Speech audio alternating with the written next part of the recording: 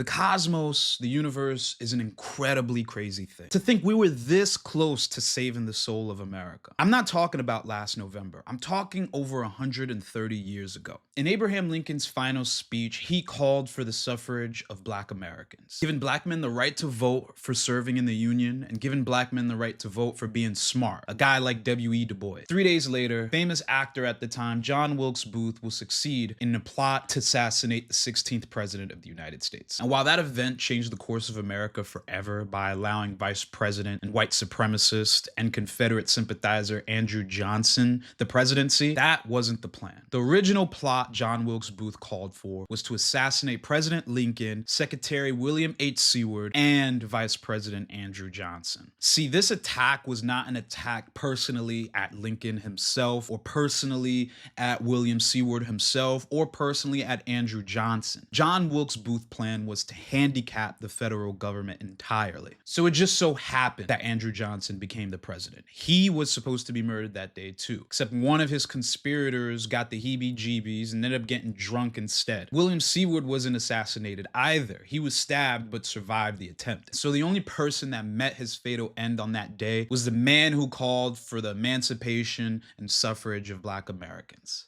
The cosmos. And so why was Andrew Johnson picked as the vice president anyway? If your goal was emancipation and suffrage, why would you align yourself with a Confederate sympathizer?